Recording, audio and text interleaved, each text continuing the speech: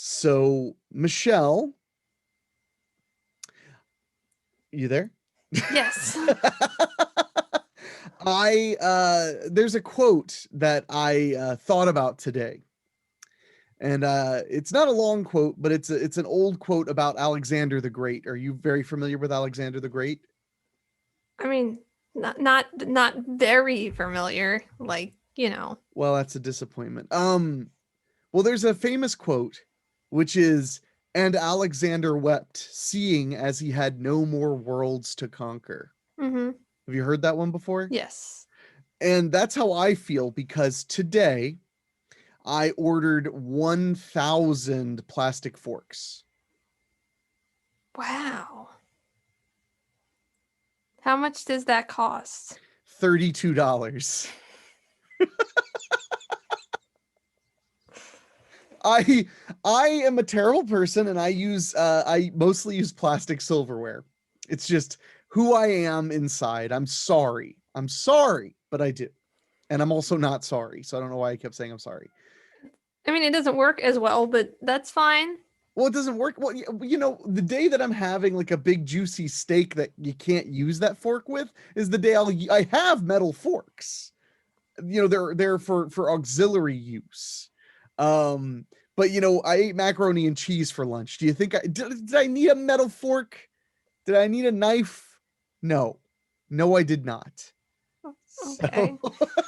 so I use plastic forks a lot. I usually would buy like 250 of them at Sam's Club, but I haven't been to Sam's Club in quite a while. So I decided, screw it.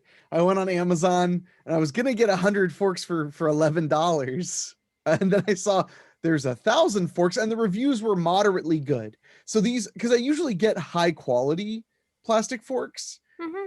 it claims these are heavy duty, and the reviews were mostly good. So I figure worst case scenario, they're fine. Yeah. I mean, worst Yeah. case scenario, I return them, but I mean, worst case really is that they're fine. They're not great, but they're fine, and there are going to be 1,000 of them. That should last me years. So what? Just trying to think about like, so how many forks do you use a day? I don't always use a fork every day. Really? There are days where I eat a sandwich, Michelle. But all day? I mean, no, I eat it for a small portion of my day, but no, I mean, I don't know exactly how long it would last me, but I don't use a fork every day. Yeah, often. Also, but you also got to keep in mind that like if I get takeout, it comes with a fork. Oh, That's an important thing to keep in so mind. you use those forks Yeah, when I you don't get. use my forks. I use free forks. Oh. Forks I paid for, that they offset the cost. It's like Mm-hmm. taxes. I don't understand how it works. I just use it. And I just suffer from it. So I'm very excited because that's just so many forks. Mm-hmm. So yeah, I'm looking forward to living a life as a fork Kennedy. Just maggoty with forks every day. That's the life my mother and my immigrant grandparents always wanted for me. Yeah. Was Yeah. one day he will have so many forks. Also, what is this accent? It's nothing like the accent of my ancestors. But yeah, so that's, I mean, it's hard to top that. Um so Yeah. I mean, other big news in my life, my introductory rate to AT&T fiber just ended after my first Uh, year, so now I'm paying 20 more dollars. I'm thinking about calling them and being like, is there any way you can drop it a little bit? mm-hmm. Uh, Yeah. but to be honest, what I pay is like not even like it's worth more to me. I have 1,000 up and 1,000 down. I know that you actually get use out of it because I wouldn't. It would just Yeah. be, slightly faster it would feel faster, but like who cares kind Yeah, of that's deal. that's why they sell like the one that's like 200 down and like 100 up or whatever, Hmm. which is still insanely fast. But now I'm completely spoiled. I remember when it was like, all right, time to upload a movie file to a distributor, and it would be like, all right, 27 hours and it'll be done. And that's with a good cable connection. And now Mhm. I'm like mad because I'm like, God, I've been waiting here for 45 minutes and it's almost done, but it's not done yet. So it's like it's a crazy change though. For people who don't have to upload things all the time, which is most people don't have to upload massive sized files, you don't realize that your upload speed is just way slower. And Sure. but the idea that before I got this upgrade, my upload speed was a non-guaranteed 10, Wow. and now it's a basically guaranteed 1000. Wow. Like I noticed, because I remember when I first got it, my download speed used to be like 200 or 150, or no, maybe Hmm. it was 100. It was 100. It was 100 exactly. I remember because the math was so simple. It was 100. So I was like, Oh, okay. wow, this is 10 times as fast. And I was Mhm. downloading things. I was like, wow, it's moving so quick. And then I was like, holy shit, it's 100 times faster on the upload. So I started uploading things and I was like, oh my God, this is amazing. So I may call the promo department and be like, is there something you can do? But I'm really not going to be mad. I mean, I pay $91 a month. And that includes a subscription to HBO Max, which is like $15. And I would like to have it. So it's pretty good. And that's after a year of paying $71 a month.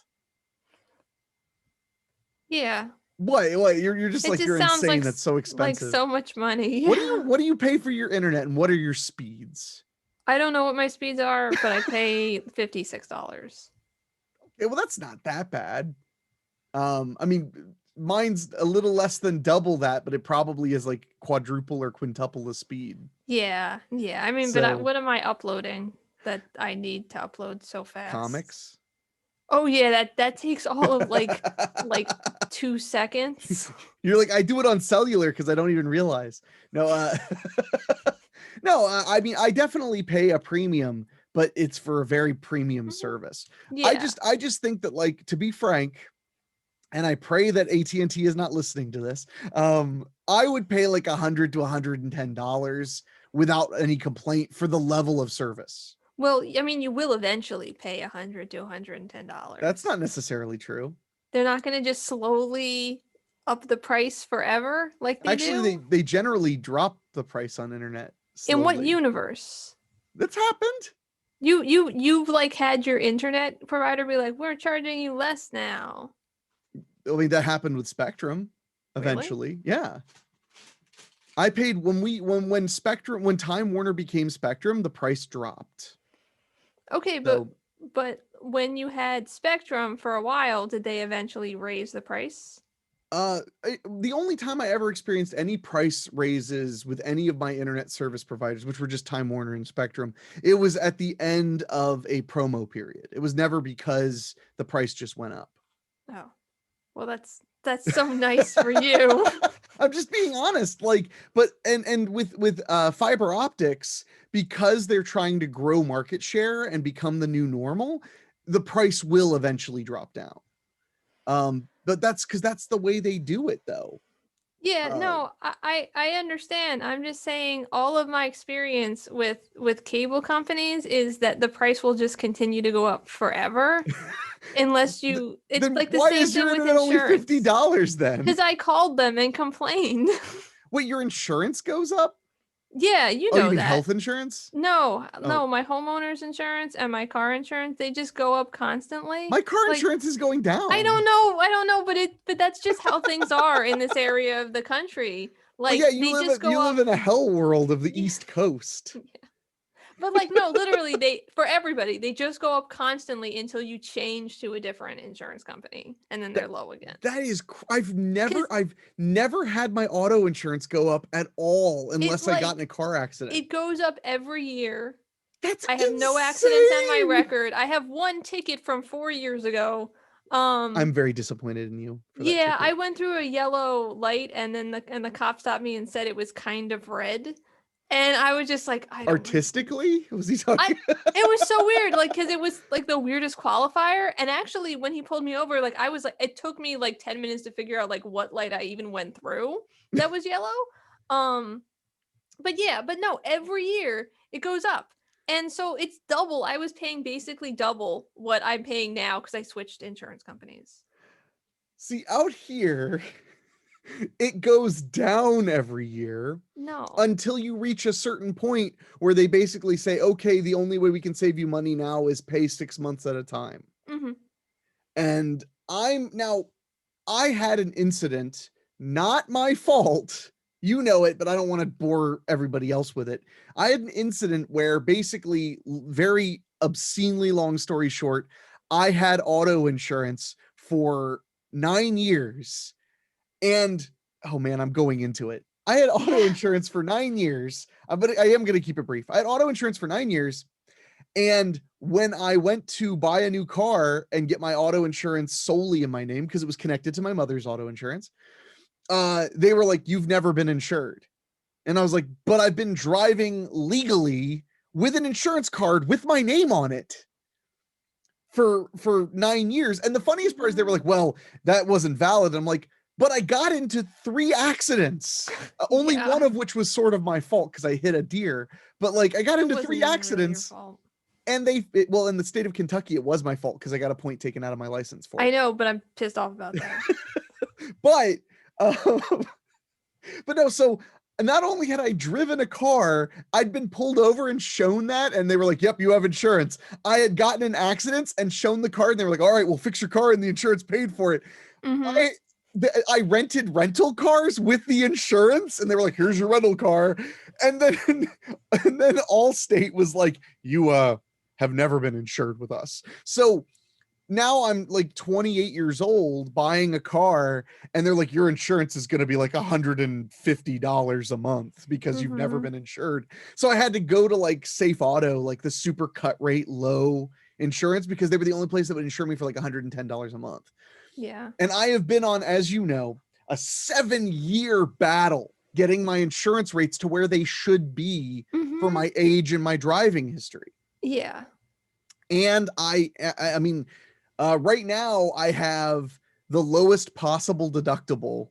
I have $100 deductible, and I get renter's insurance, and I am paying $30 less than I used to pay for car insurance. Wow. And it's dropped $10 a year since I switched to that company. That's nice. So my mind is blown at the idea that your auto insurance goes up every year. And it doesn't even go up like $1, like $10. It goes up a substantial amount. Well, maybe it goes up like $10 a month. The thing is, like, what they want you to do, and what I do is like, I'll look at it and I'll go, okay, that's not that much more. And if I got to change insurance companies, and I got to like talk to people, and I don't want to talk to people, and they might not even be better. So then I just wait for 5 years, and then I like call someone, and they're like, okay, cool, you'll be paying half of what you were paying for the last couple of years. Well, you know what's funny is I would have never, when I got my current insurance, which is way cheaper and better, I was already like stuck with my auto insurer, and I was working on slowly whittling it down. I do a thing where this is so crazy that your insurance goes up, because every year, I email my auto insurance guy and say, hey, can I get a lower rate? Oh. I do that like every year. Now, granted, some of that is because my rate is artificially ballooned up. So, I mean, eventually I'm sure I'll hit a bottom where they're like, you can't pay less than like $65 for this insurance, like, or whatever it is. You just can't. But like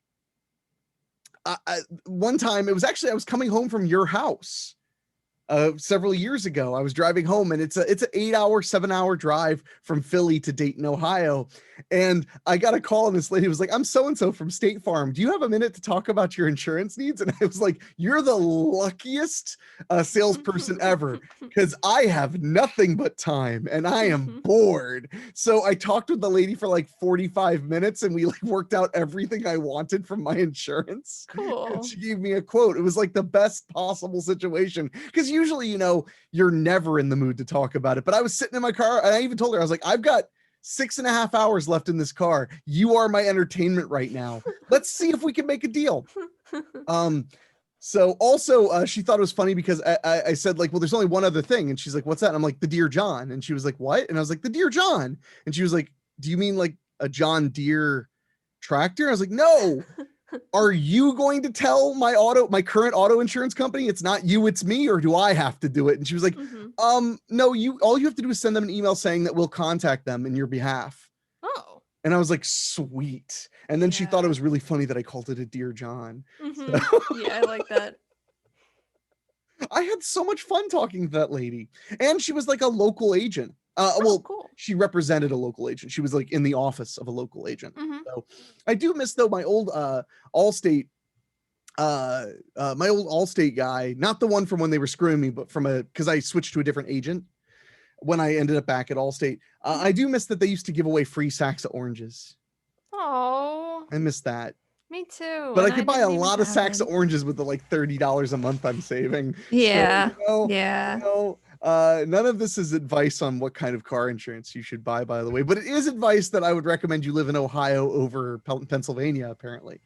Or New Jersey. Same thing. Well, I think the statute of limitations is up for me to admit that I never registered my car in New Jersey when I lived there because of the astronomical cost of insurance.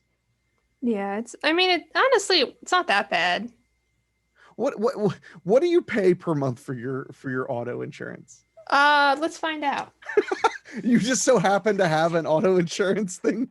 No, but I I called that person not that long ago, so I definitely have it written down somewhere. I pay, I don't know.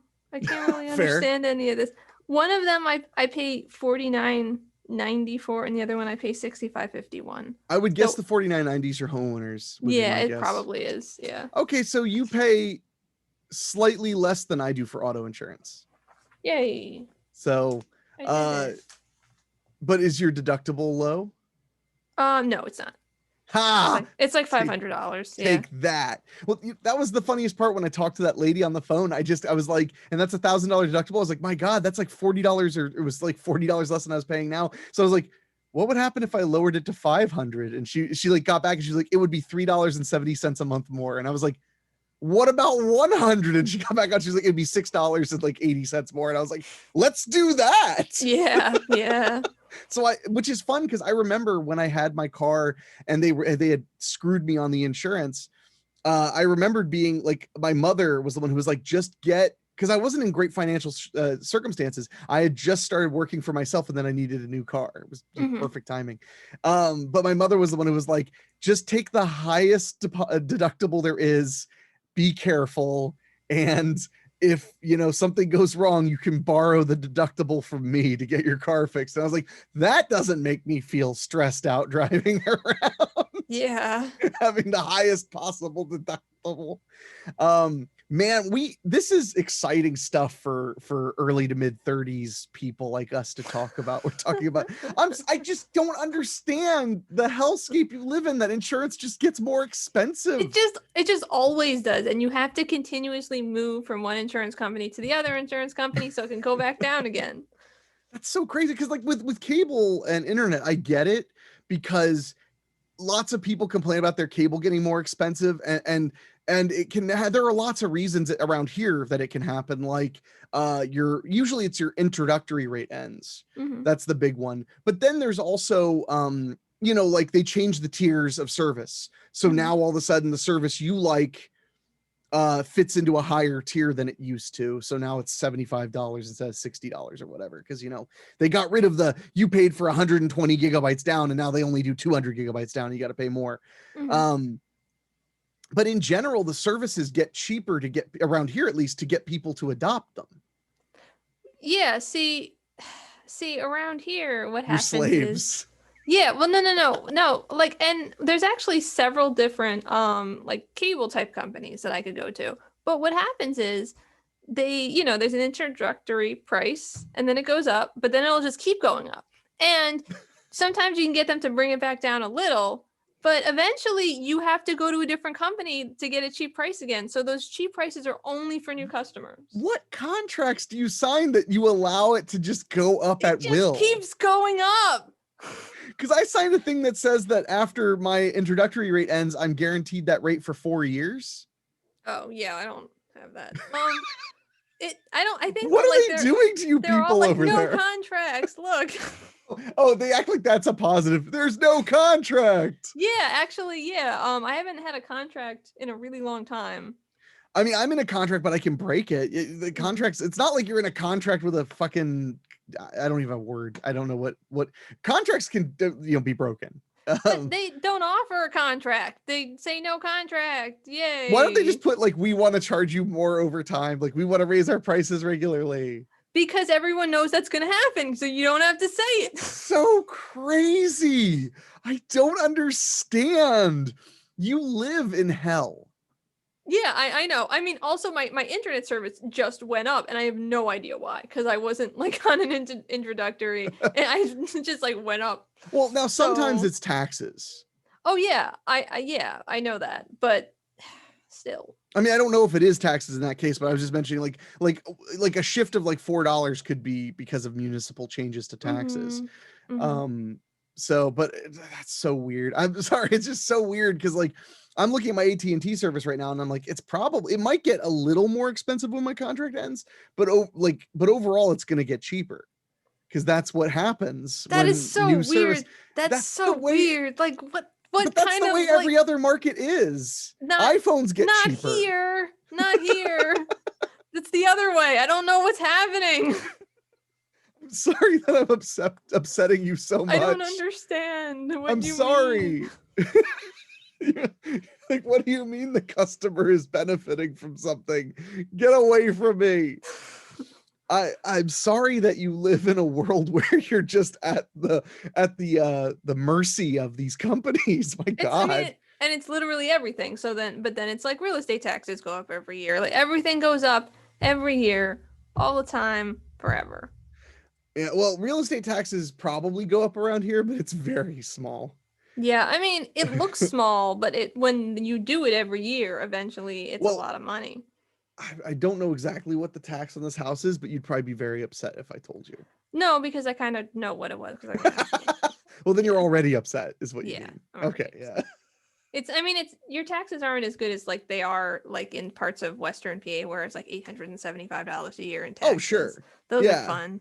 But... No, I mean, I don't live in, I live in a pretty nice suburb in a decent sized, outside of a small size, decent city, whatever you want to call it. So it's like, yeah, my taxes situation isn't great. It's just not perpetual hell, apparently, like where you are. I'm sorry. I don't mean to laugh. I'm very sorry. It's okay. It's okay. Well, I mean, we could talk about taxes and insurance, riveting content, but I actually, I had something very specific I wanted to talk about today. Oh. Which we haven't even gotten to. Oh, sorry. Well, I know how much you love foreign movies. Well, foreign content is a better way to put it. From Asia. Because you're a weeb. But you also like, you've mentioned like you've liked webtoons from like Korea and stuff. I, for the first time in, I think it was 7 or 8 years, last night I watched a Bollywood movie. Oh. A brand new one called Zombie Reddy. Reddy, which is like a provincial name, like a last name that's shared in a province. Okay. Zombie Reddy. Somebody had to explain to me that Reddy was a provincial last name because at the end of the movie, when the love interest was like, "I love you" to the guy, I was like, are they cousins? They have the same last name. But it was shot. It was the first. It was one of the first Bollywood movies shot when the lockdown ended in India the first time around. And it features the song "Corona, Go Go Corona." Really?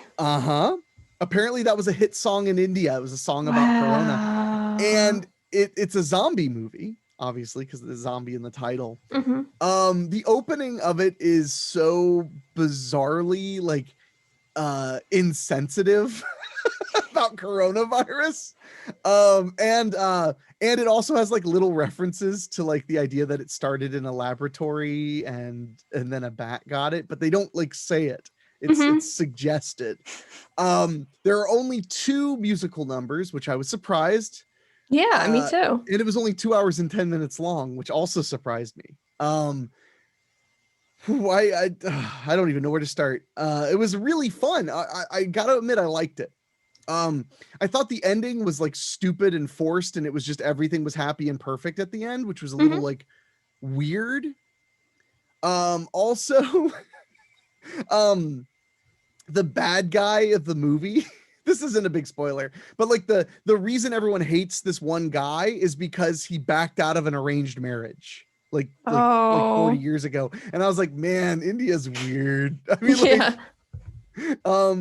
So the idea is that like the coronavirus lockdown just ended, and now they're this main character named Mario, he's a video game designer, and he has to go out into the middle of this out in the middle of nowhere province of India, because his friend, who is his coding guy, is getting married, and he needs him to fix the code because his video game got 1 million downloads, but it turns out the later levels don't work right.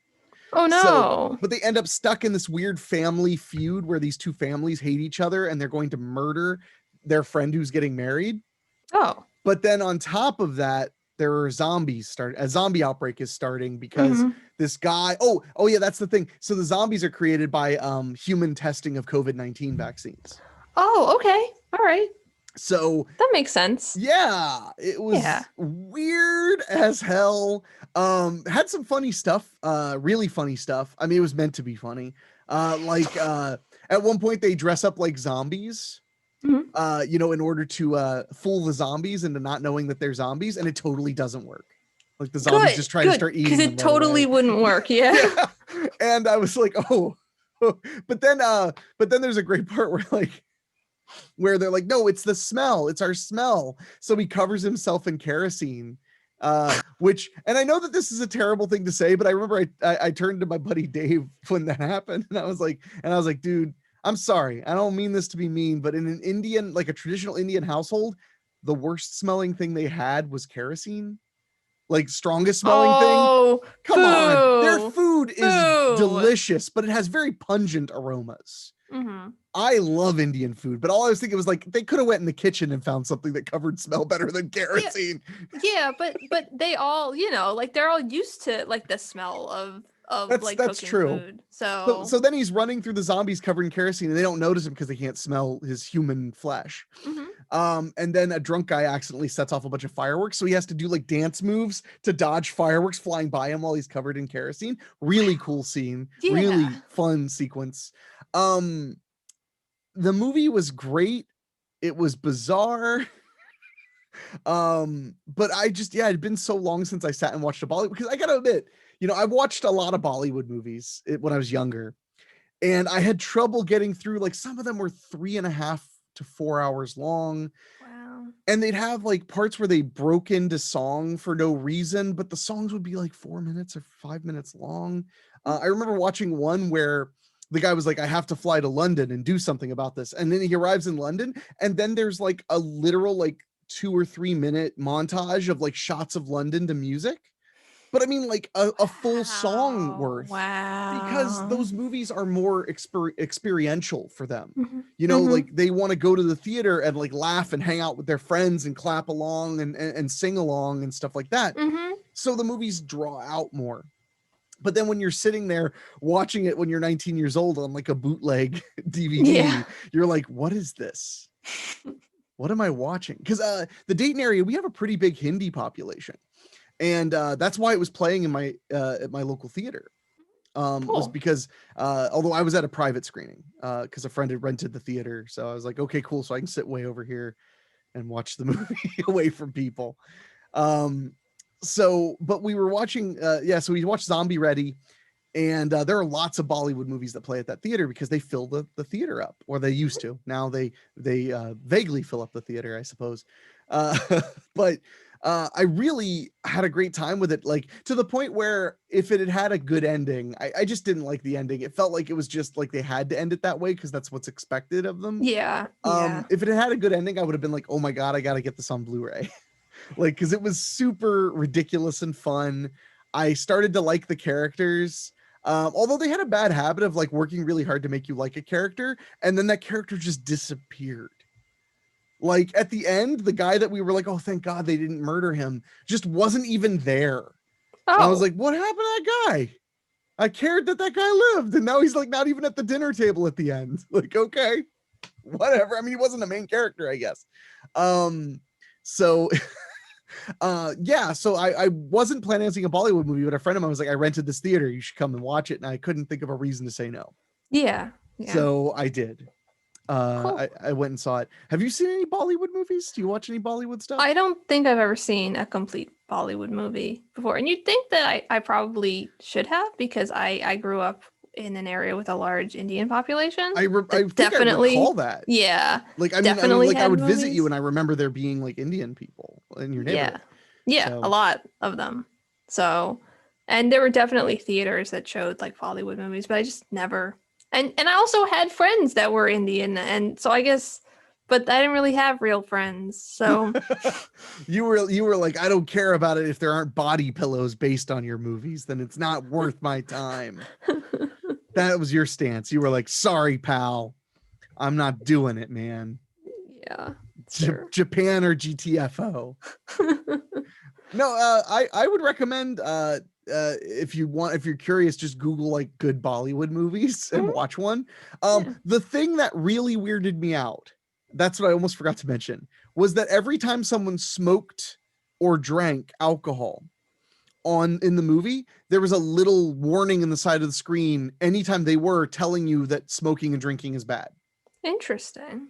I mean, I'm assuming that's what it said because it was in Hindi, but it had like a little outline of a bottle with a cross over it, like crossing it out, and a circle with the smoking with the crossing out. And it was literally on screen with the alcohol or cigarettes or whatever. So if he was smoking a cigarette and talking to somebody, when it cut to the person he was talking to, there was no warning on the screen. And then when it cut back to the guy holding the cigarette, the warning was back on the screen. And then it cut away, there was no warning. And then when it cut back, there was a warning on the screen. Which is just fascinating to me because like in America, you know, they'll do that thing where they say like all depictions of tobacco in this film were solely artistic and we received no product placement money for, you know, the whatever. And they're like, we put it on the damn screen, like there. It's interesting. So which was funny because like you'd think they'd just not smoke, like if it's a bad thing. Well, no, not necessarily, because I'm sure, you know, sometimes you just want to have characters that do things that aren't perfect. But I guess, but I wouldn't have known that was the thing they're doing to not be perfect if there wasn't a warning on the side of the screen. It's really so weird. It was so weird. I do just want to say, while we were talking about this, I was thinking about it. And I'm actually not sure zombies could smell you because they're people-based things and people just don't have great noses. You know? So maybe they can't. But the movie said they could smell. Okay, you. I just meant zombies in general. I didn't because I said that's not gonna work. And now I'm like, well, maybe it would. They're just people. Well, in The Walking Dead, they smell. They smell because there's that whole part where he covers himself in the gore of another zombie in order to walk through them. The idea is that they smell flesh. I mean, how would they recognize you beyond smell? What, they just look at you and go like, oh, you don't look like there are like 100 zombies, but you're a person? Like, how would they notice the difference? So how is that any different than smell? Because it's still like the same thought process that's going on. Either it's visual or it's yeah, well, but then there's like zombies like in Shaun of the Dead where all you had to do was go, and the zombies didn't even notice you. Yeah. So I mean, I just don't think, you know, if we're going to say that a brain can be reanimated, then why couldn't it engage the olfactory sensors to be stronger than they used to be? I mean, I guess it could. It's just like when you have things that are kind of like rotting and stuff, like that's the thing that gets better, like smell. I'm just saying, I mean, their brains are clearly going through some kind of change. So why wouldn't they be able to smell? No. Okay. Also, the zombie in Return of the Living Dead, one of the zombies in there says he can smell your brains. can't smell people's brains. But he said he could, and he was a zombie. Hey, Well, I he can was say a lot of things. Doesn't mean it's true. I mean, that's a fair point. I'm just, but I mean, well, and Return of the Living Dead zombies are different. They're the brain hungry zombies, but still, I mean, I don't. I'm just saying, like, you look at like the concept of a zombie apocalypse, and you go, they smell human flesh. Very unlikely. It's like, okay, but they are walking corpses. But that part you've made peace with. Yeah. Yeah. I mean, well, we all have like our perfect zombie. Like, do you have a zombie that's perfect to you? No. Like a depiction of zombies that's like the zombie that you appreciate or you find the scariest or whatever. Because I'm like straight up a Dawn of the Dead zombie guy. I've just always been a Dawn of the Dead zombie guy. They're just grayish and they shamble and they're hungry and they're slow.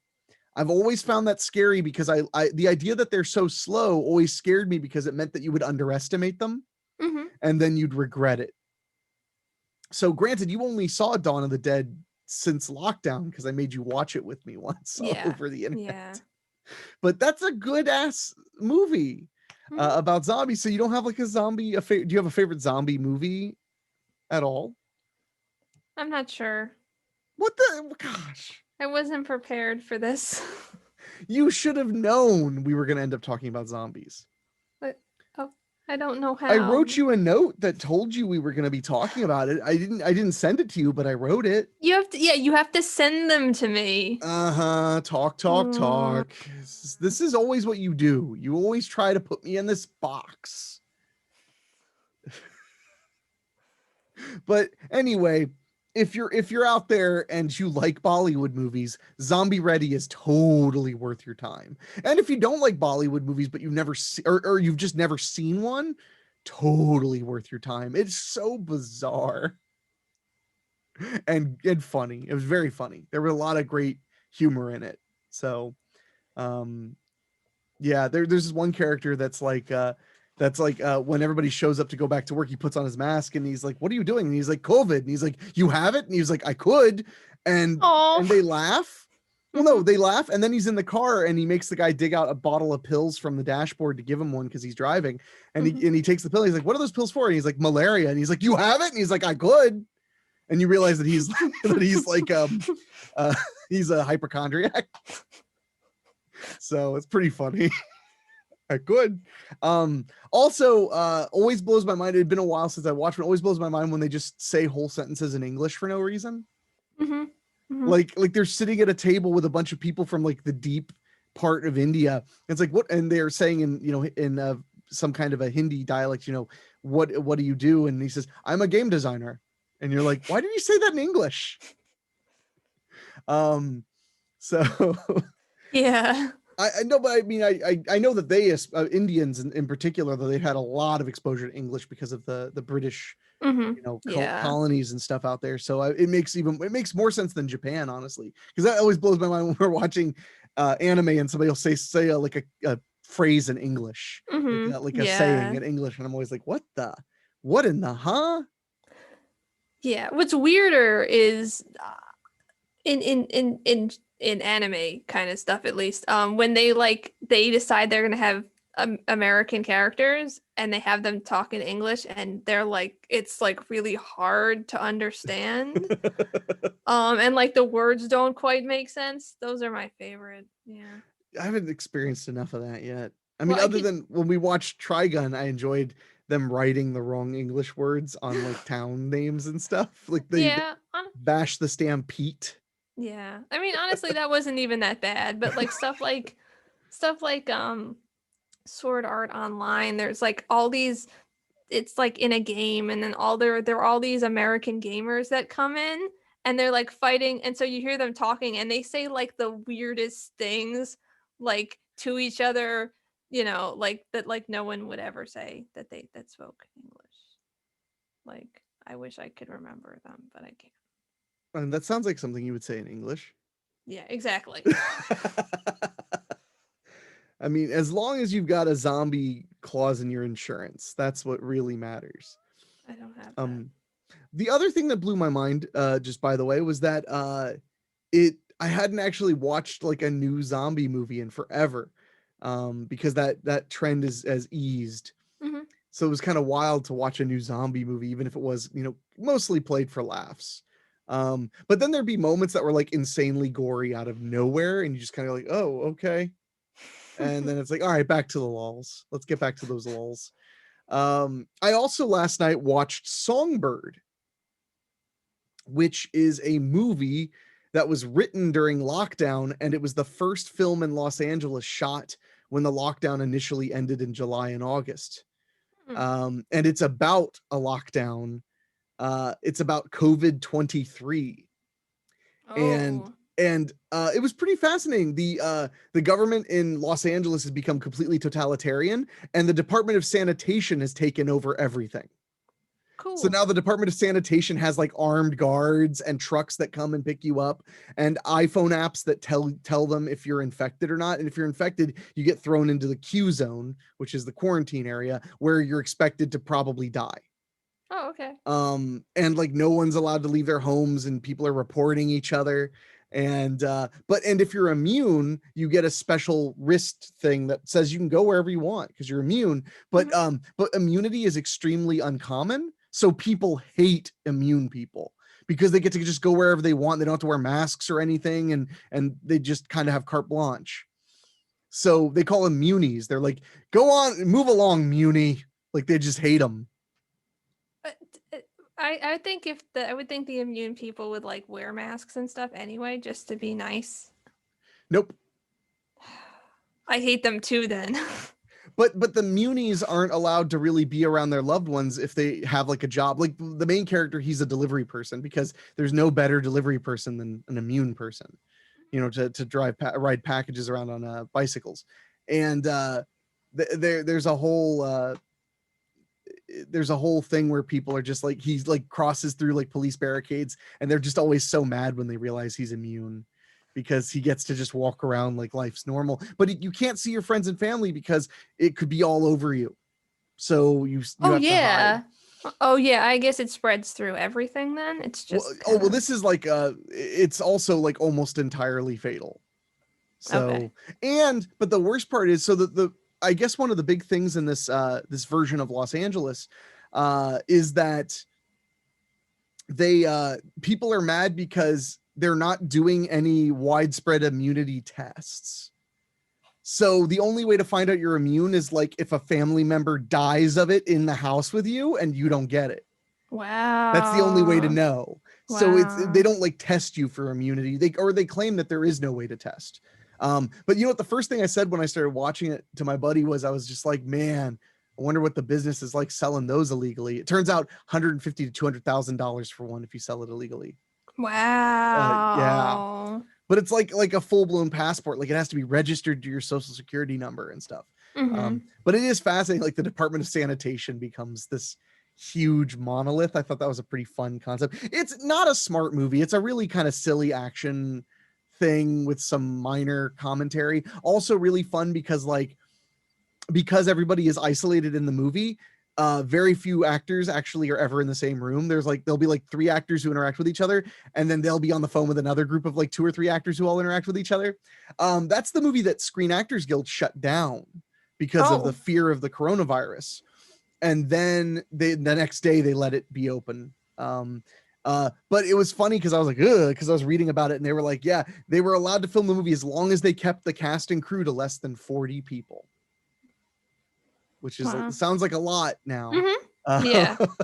But it was a fun movie. It had some cool stuff, in it. So I enjoyed it. So yay. yeah, I had to watch it because I was like, some good old escapism, a movie about an infectious disease keeping everyone indoors. Yeah. Why not? Yeah.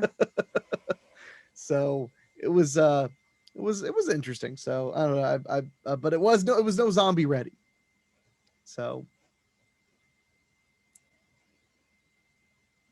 Yeah. Why are you looking at me like that?